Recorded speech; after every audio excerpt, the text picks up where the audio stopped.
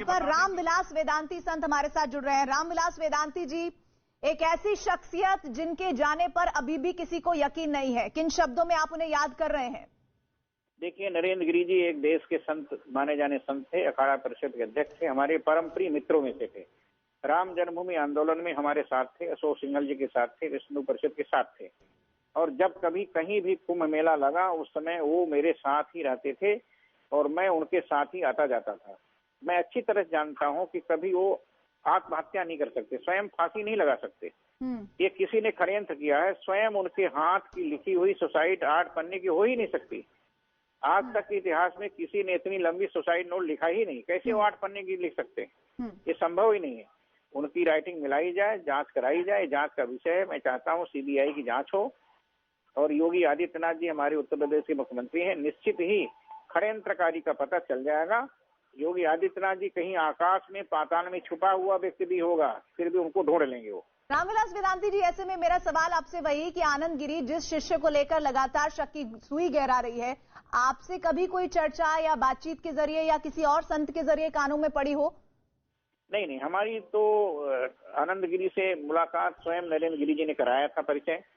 आज के करीब 10-12 साल पहले उन्होंने मैं उनके आश्रम में गया था। बाघमरी गद्दी में दोपहर को हम लोग भोजन कर रहे थे और आनंद गिरि हम लोगों को भोजन करा रहे थे। तो उन्होंने ही परिचय कराया कि मेरा उत्तराधिकारी है और मैं इसको यहाँ का उत्तराधिकारी दे दिया हूँ।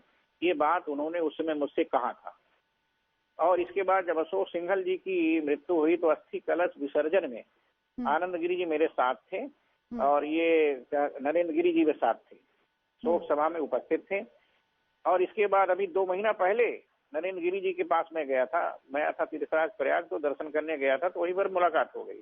किसी कीमत पर, किसी हालत पर नरेंद्र गिरि आत्महत्या नहीं कर सकते, किसी कीमत पर वो स्वयं फांसी नहीं लगा सकते, ये हमको विश्वास है। किसी ने किसी को फंसाने के लिए षड्यंत्र किया है। तो आप जो बात बता रहे हैं, क्या आपको लगता है, हालांकि अभी जो सुसाइड लेटर है वो जांच का विषय है और आप खुद कह रहे हैं कि वो इतना लंबा सुसाइड लेटर लिख ही नहीं सकते, या जो भी व्यक्ति उसको खुशी करने जा रहा है, मेरी बात सुन लीजिए, वो ऐसा इतना लंबा सुसाइड लेटर नहीं लिख सकता। तो आप ये कहना चाह रहे हैं कि आनंद गिरि हो सकता है कि कोई ऐसा है जो उन्हें फंसाना चाहता है?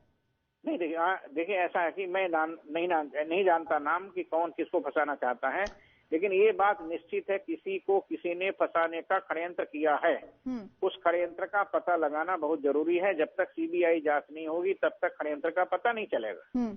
मेरा कहना यह है कि सामाजिक दृष्टिकोण से अच्छी व्यवस्था करने के लिए, सुव्यवस्थित व्यवस्था करने के लिए इस काम को करना बहुत आवश्यक है।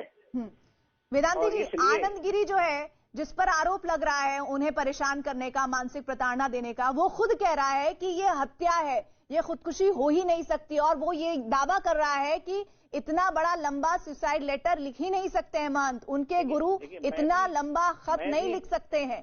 मैं भी अच्छी तरह से जानता हूं कि नरेंद्र गिरि जी इतना लंबा लिख नहीं सकते थे। सुसाइड नोट इतनी लंबी कभी लिखी भी नहीं जाती है, कभी किसी ने नहीं लिखा आज तक के इतिहास में। और ये षड्यंत्र के तहत किसी को फंसाने के लिए किसी ने काम किया है। काम किसी का है, फंसाया कोई जा रहा है। नाम किसी का है, फंसाया कोई जा रहा है। ये तो सीबीआई जांच की आवश्यकता है इसमें। और मैं चाहता हूं जब सीबीआई की जांच होगी तब पता चल जाएगा। लेकिन अखाड़ा परिषद के अध्यक्ष की हत्या है और इस हत्या का पर्दाफाश होना जरूरी है। संत समाज चाहता है, अखाड़ा परिषद चाहता है, देश की जनता चाहती है कि इसका पता लगाना बहुत जरूरी है। इसलिए मैं भी चाहता हूं, हमारे अयोध्या के संत लोग चाहते हैं, विष्णु परिषद चाहता है, इसकी सीबीआई जांच कराई